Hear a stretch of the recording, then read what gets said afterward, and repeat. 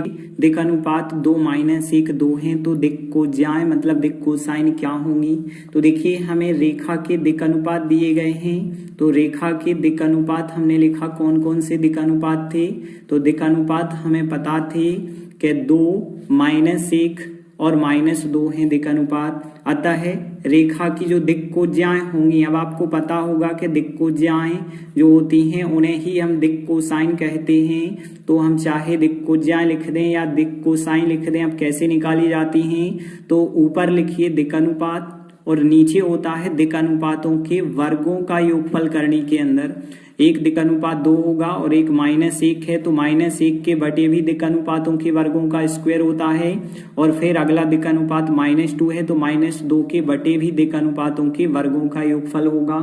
और यहाँ पे देखिए 2 का वर्ग करेंगे, फिर जो है हम -1 का वर्ग करेंगे और फिर जो है हम -2 का वर्ग करेंगे। और यहाँ पे बात करें तो यहाँ पे भी हमें 2 का वर्ग करना होगा, -1 का वर्ग करना होगा, -1 का वर्ग करेंगे और -2 का वर्ग करेंगे।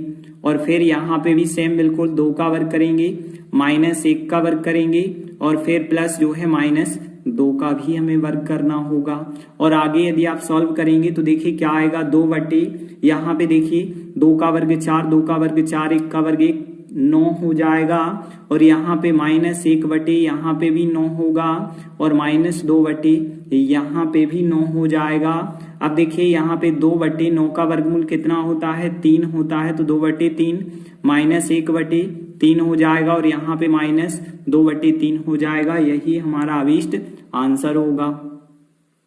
देखते हैं तीसरा क्वेश्चन है, 2 बिंदु दिए गए हैं, इनको मिलाने वाली रेखा की हमें दिक् कोसाइन बताने हैं क्या होंगे। तो देखिए सबसे पहले जो आपको बिंदु दिए गए थे उन बिंदुओं को मिलाने वाली रेखा के दिक् अनुपात आपको निकालने होंगे। तो 2 बिंदु आपके पास -2 4 -5 और एक बिंदु था आपके पास 1 2 3। तो इन दोनों बिंदु को मिलाने वाली रेखा के पहले हमें दिक् अनुपात निकालना होगा।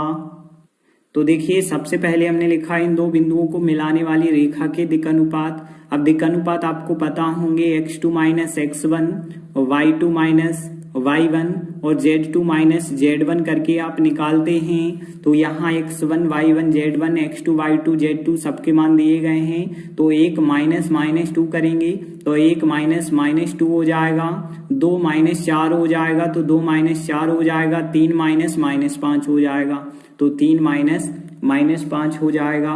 यहाँ पे देखिए 1 + 2 मतलब यहाँ 3 हो जाएगा, यहाँ -2 हो जाएगा और यहाँ पे 3 और 5 कितने हो जाएंगे, 8। तो आपके पास दिक् अनुपात आ चुके हैं। अब दिक् अनुपात आ गए तो दिक् अनुपातों की सहायता से हम इनके दिक् कोसाइन निकाल सकते हैं, जो कि हमने पिछले सवाल में भी देखा था कि 3 बटे हम क्या करेंगे, तीनों दिक् अनुपातों के वर्गों का योगफल करेंगे। फिर -2 बटे तीनों दिक् अनुपातों के वर्गों का योगफल यहाँ पे करेंगे। फिर 8 बटे करेंगे और नीचे करेंगे तीनों दिक् अनुपातों के वर्गों का योगफल। तो देखिए यहाँ पे 3 का वर्ग करेंगे प्लस -2 का वर्ग करेंगे और फिर प्लस लगा के 8 का भी हमें वर्ग करना होगा। सेम बिल्कुल यहाँ पे भी हमें 3 का वर्ग -2 का वर्ग और प्लस जो है 8 का वर्ग यहाँ पे करना होगा। यहाँ पे भी हमें यही चीज 3 का वर्ग -2 का वर्ग और प्लस चिन्ह लगा के 8 का वर्ग। अब देखिए आगे यदि आप सॉल्व करते हैं तो यहाँ 3 बटे और यहाँ पे देखिए कितना हो जाएगा, 3 का वर्ग 9, 2 का वर्ग 4 और 8 का वर्ग जो होगा 64 होगा। यहाँ पे भी -2 बटे सेम यहाँ पे होगा, 3 का वर्ग 9, 2 का वर्ग 4 और 8 का वर्ग 64 हो जाएगा। और आगे यहाँ पे भी आप करेंगे तो 8 बटे 3 का वर्ग 9 होगा, 2 का वर्ग 4 होगा और 8 का वर्ग 64 हो जाएगा। और यदि आप और आगे सॉल्व कर देते हैं तो यहाँ पे 3 बटे 64 और 4 हो गए 68, 68 और 9 77 हो जाएंगे। तो फिर यहाँ पे हम कह सकते हैं 3 बटे करनी 77 -2 बटे करनी 77 और यहाँ पे 8 बटे करनी 77 और यही हमारा अभीष्ट आंसर होगा। देखते हैं चौथा क्वेश्चन है, एक्स वाई जेड अक्षों की दिक् कोसाइन या दिक् कोज्याएं ज्ञात कीजिए क्या होती हैं। तो देखिए सबसे पहले तो आपको पता होना चाहिए कि जो एक्स अक्ष होता है, आपको पता होना चाहिए कि चूंकि जो एक्स अक्ष होता है वो एक्स वाई जेड के साथ कितने कितने का कोण बनाता है। तो ये चीज यदि हम बात करें एक्स अक्ष, तो एक्स अक्ष जो है वाई और जेड पे तो लंबवत होगा, इसलिए वाई और जेड के साथ तो 90-90 के कोण बनाएगा, लेकिन खुद के साथ 0 का कोण बनाएगा। तो हमने लिखा कि एक्स अक्ष जो होता है वो एक्स वाई जेड अक्षों के साथ, एक्स खुद के साथ तो 0 का कोण बनाएगा, लेकिन वाई और जेड के तो लंबवत होता है, इसलिए उनके साथ 90-90 के कोण बनाएगा। तो हम कह सकते हैं इसलिए एक्स अक्ष के जो दिक् कोसाइन होंगे, एक्स अक्ष की दिक् कोसाइन मतलब जो दिक् कोज्याएं होंगी, जब आपको पता हो कि यहाँ पे कोण यदि आपको पहले से पता हो जाए कि एक्स अक्ष के साथ, वाई के साथ, जेड के साथ, तो दिक् कोज्याएं आप लोगों ने पढ़ी होंगी जो LMN होती थी, एक cos alpha, cos beta, cos gamma, मतलब कॉस 0 अंश होगा और कॉस 90 अंश होगा, और यहाँ पे भी होगा कॉस 90 अंश होगा। तो cos alpha, cos beta, cos gamma होगा। कॉस 0 की बात करें इसका मान 1 होता है, और कॉस 90 का मान 0 होता है, कॉस 90 का मान 0 होता है, मतलब एक्स अक्ष की दिक् कोसाइन ये आंसर होंगी। तो इस प्रकार से हमने लिखा आता है एक्स अक्ष की दिक् कोसाइन कितनी हो जाएंगी, 1 0 0 हो जाएंगी।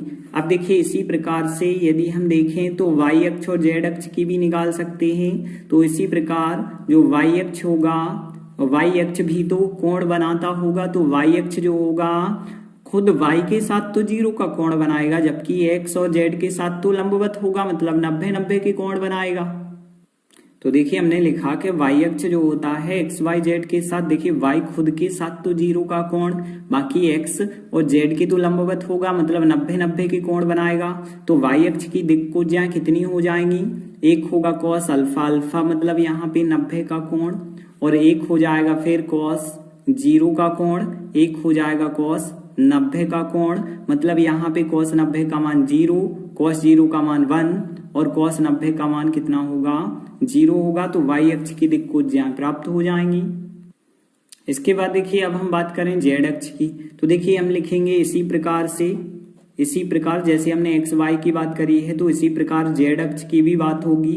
तो इसी प्रकार जेड अक्ष, अब देखिए जेड अक्ष की बात करें तो जेड खुद के साथ 0 का कोण बनाएगा, बाकी x और y के तो लंबवत होगा, मतलब x और y के साथ तो 90-90 अंश के कोण बनाएगा। तो देखिए हमने लिखा कि जेड अक्ष जो है एक्स वाई जेड अक्ष के साथ कितनी कितनी के कोण बनाता है। तो देखिए जेड खुद के साथ तो 0 का कोण बनाएगा, बाकी एक्स के साथ और वाई अक्ष के साथ 90-90 के कोण बनाएगा। तो जो जेड अक्ष की दिक् कोज्याएं होंगी, दिक् कोसाइन होंगी, क्या हो जाएंगी, कॉस 90, कॉस 90 और 0 हो जाएंगी, कॉस 0। तो देखिए यहाँ पे कॉस 90 का मान 0 है, कॉस 90 का मान 0 है, कॉस 0 का मान 1 है। तो इस प्रकार से जेड अक्ष की दिक् कोज्याएं ज्ञात हो जाती हैं।